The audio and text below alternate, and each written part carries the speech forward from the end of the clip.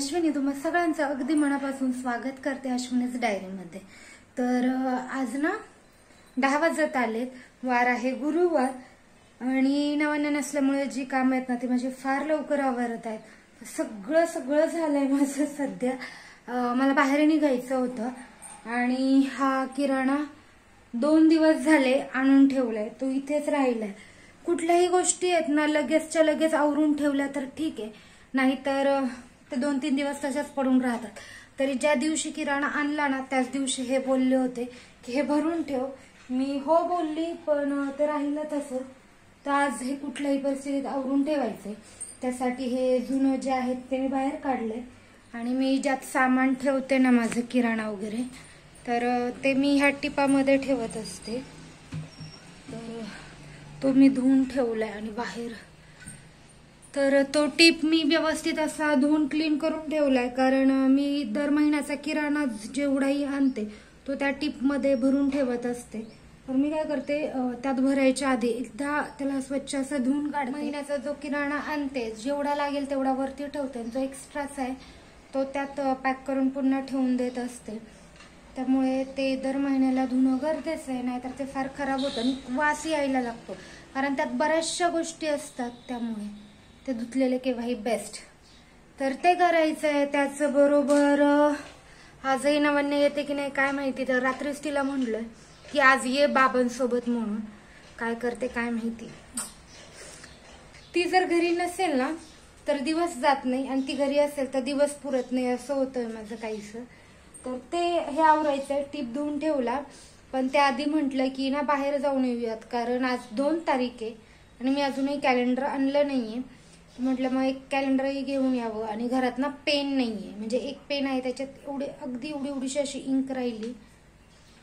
काय माहिती यावेळेस पेन असं कधी होत नाही बरं का, पण यावेळेस पेनाचा तुटवडा पडलाय घरात। आणि काल हे मी ना ओवून घेतलं, गाठून घेतलं, आणि मला असं वाटतंय थोडंसं छोटं झालं। बघूयात म्हटलं एक 8 दिवस वापरून, जर लूज झालं तर ठीक आहे, नाहीतर मग परत थोडेसे मणी वाढवून मोठं करूया। या गोष्टी आहेत, हे सगळं करायचं। त्यानंतर माझी काही कामं होती छोटी छोटी ती आवरून घेतली मी, आणि त्यानंतर हा किराणा भरायला घेतला। तोपर्यंत टीपही अगदी छान उन्हात वाळलं होतं।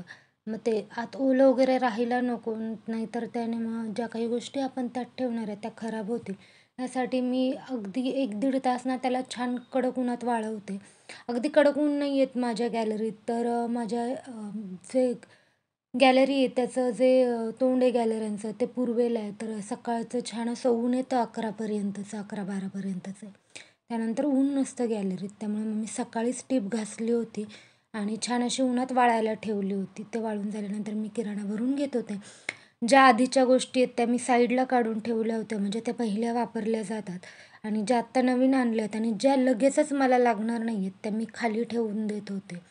तर नाही, तिथले हे जे रबर असतात ना ते मला फार आवडतात, जे बो असतात छोटे, ते छान टिकतात आणि केसही जास्ती त्याने तुटत नाही। तर त्या गोष्टी, आणि मी जे मसाले असते ना, म्हणजे जिरे, मोहरी, परत विलायची, जे काही आपण असे खडे मसाले जे काही आणतो ना ते एका मी प्लॅस्टिकच्या पिशवीत भरून ठेवते, म्हणजे सगळे एकाच ठिकाणी सापडतात, नाहीतर एवढं सगळं टीप उचकत बसावा लागतो पुन्हा यासाठी। तर पहिलं मी आधी सगळं सॉर्ट करून घेत होते की मला डब्यात काय भरायचं आहे, मला टिपमध्ये काय ठेवायचं आहे, किंवा आता हे जे फिनेल आहे, जे आपलं फ्लोअर क्लीनर, ते शॅम्पू, टूथपेस्ट, फेसवॉश, ज्या क्लिनिंगच्या गोष्टी आहेत, ज्या आपल्या रोजच्या जे मॉइश्चरायझर क्रीम वगैरे ते सगळं वेगळं वेगळं काढून ठेवत होते, म्हणजे जे ते ज्या त्या जागी एकदा उठले की ठेवून देता येईल या दृष्टीने। आणि खरंच ना किराणा आणला ना लगेचच तो भरला तर बरं पडतं, नाही तर ते मग खूप दिवस असंच ते काम रेंगाळत राहतं। आणि माझ्याकडं ना चकलीचं पीठ आहे, तर चकलीही बनवायची, म्हणजे थोडंसं चहासोबत खायला ना काहीतरी राहतं घरात, त्यासाठी मी तेही बाजूला काढून ठेवलं। आज उद्या बघू तो बनवेल कधीतरी। अशा छोट्या छोट्या गोष्टी व्यवस्थित भरून ठेवत होते, आणि नवन्या जेव्हा असते ना तर तेव्हा ती यात मला खरं तर मदत करते। म्हणजे जे क्लिनिंगच्या गोष्टी आहेत ते तर मी जे बेसिन आहे ना त्याच्या खालच्या कपाटात ठेवते, तर ती ते ठेवून द्यायला मदत करत असते मला छोट्या छोट्या गोष्टी।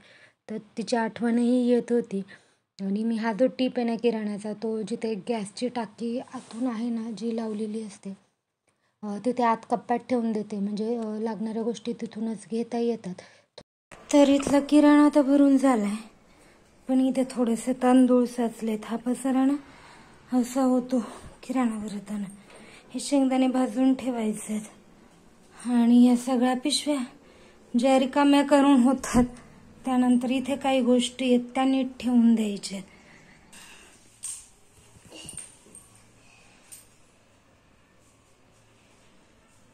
अशाच लावणारच का ते सगळे?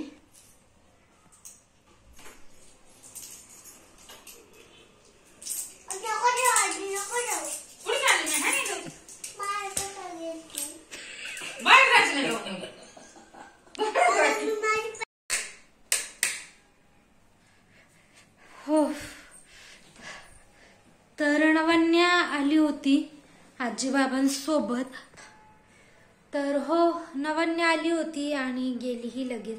मम्मी पप्पा म्हणजे सासू सासरे आले होते तिला सोडवायला, पण ती बिलकुलच थांबली नाही. 3 वाजता आले असतील, आता 5:45 होत आलेत आणि ते आत्ताच घरी गेलेत. ते थांबणार होते जेवायला वगैरे, म्हणजे की नवन्या बिलकुलच थांबणार. आम्ही खूप नादी लावायचा प्रयत्न केला, थोडंसं तिला नाही का तिचं लक्ष विचलित करायचा प्रयत्न केला. ते थोडेसे बाहेर गेले, तेच ती इतकी डेंजर रडायला लागली की बस, म्हणजे पूर्ण अंग सोडून रडायला लागली. मग ते आले, ते बोलले ठीक आहे त्याचे पप्पा येईपर्यंत थांबतो, मग जर ते आले आणि ती नादी लागली तर ठीक आहे. म्हणून मग मी आवरायला घेतलं. म्हटलं मग स्वयंपाक करावा सगळ्यांनाच, ते जेवून जातील. पण घरी थोडीशी इमर्जन्सी आली, त्यामुळे मग ते लगेचच गेले आणि परत तिला कोण नादी लावणार म्हणून लगेचच तिला घेऊन गेले. तीही गेली, ती काही थांबलीच नाही. आता परवा, आज गुरुवार, शुक्रवार, शनिवार, रविवारी जेव्हा घरी जाऊ तेव्हाच घेऊन येऊ तिला, कारण आता परत मध्ये कोण आणून सोडणार नाही आणि ती येतही नाहीये. नेहमी असं नाही करत, पण ह्यावेळेस खूपच नाहीच म्हणते इथे थांबायला, तिला तिकडेच जायचंय. तर चहा वगैरे पिले. दुपारी थोडा कार्यक्रम होता बाहेर, तिकडे गेले होते ते. मग येता तिला सोडवायला आले, पण मॅडम काही थांबल्याच नाही अजिबात. म्हणजे एकही मिनिटं त्यांना दोघांना सोडून ती राहायला तयार नाही. आजी बाबा इथेच थांबा, असं करू तसं करू. ते म्हणत होते आम्ही इथेच थांबणार आहे. त्यांना म्हणायचे तुम्ही इथे नका थांबू, चला आपल्या घरी. ते गेली आता. रविवारशिवाय का आता ती येणार नाही, त्याच्यामुळे मी होप्स सोडून देते की ती आता या 2 दिवसातही येईल अशी.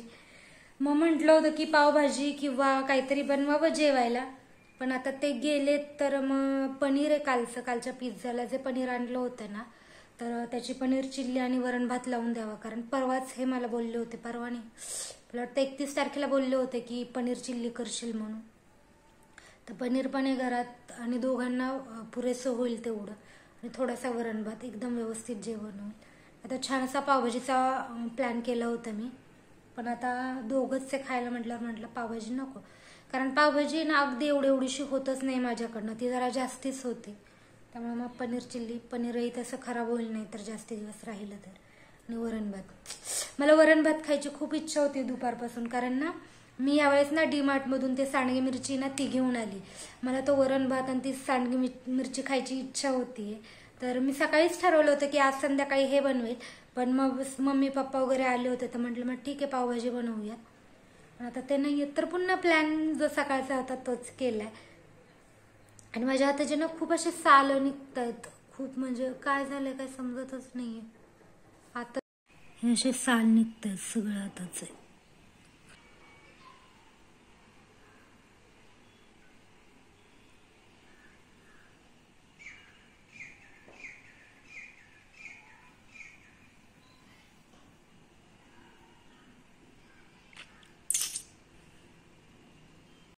आणि होतं मला बऱ्याचशा वेळेस असं, शक्यतो मला असं वाटतं ना, मी जेव्हा ना पितांबरी वगैरे असते ना आपली, ती देवांची भांडी वगैरे ज्या पावडरने घासतो ना त्याने होतं, असा माझा अंदाज आहे बरं का. मला म्हणजे मी एकदा दोनदा ते पाहिलंय ना, तर जेव्हा मी असं हे सगळे तांबे पितळाचे भांडे घासते ना, त्याच्या दुसऱ्या दिवशी मला असं होतं. काल तर खूपच पूर्ण अशी रफ झाली होती, आज तरी जरा बरं दिसते. तर हे आल्यावर मी पनीर चिल्ली बनवायला घेतली. त्यासाठी इथे मी ना लसूण, आलं, मिरची बारीक चिरून घेतली आणि शिमला मिरची आणि कांदा हा थोडा मोठा कट करून घेतलाय. अगदी मोठे मोठे पीस आहेत. तर बाकी जास्ती काही सामान लागत नाही यासाठी.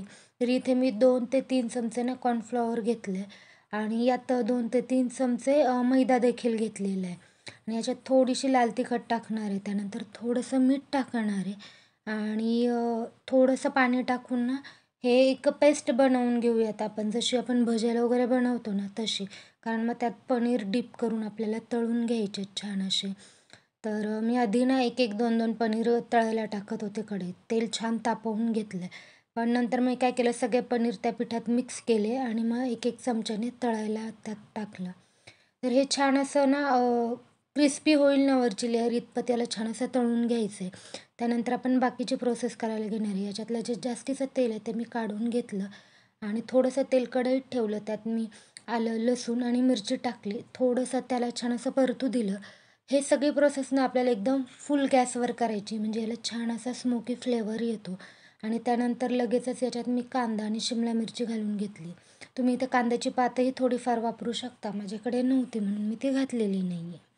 तर हे सगळं हाय फ्लेमवर अगदी 1 मिनिटासाठी परतवून घ्यायचं आहे. त्यानंतर मी याच्यात चिली सॉस टाकला आहे. तो साधारण 2 चमचे असेल. 2 चमचे सोया सॉस टाकला आहे. 2 चमचे आपलं जे केचप असतं ना ते घातलं आहे. त्यानंतर 2 चमचे व्हिनेगर मी यात घालून घेतलं आहे आणि थोडंसं लाल तिखटही घातलं आहे, कारण थोडंसं तिखटपणा यावा यासाठी. हे सगळं घालून हे छान असं परतवून घ्यायचं.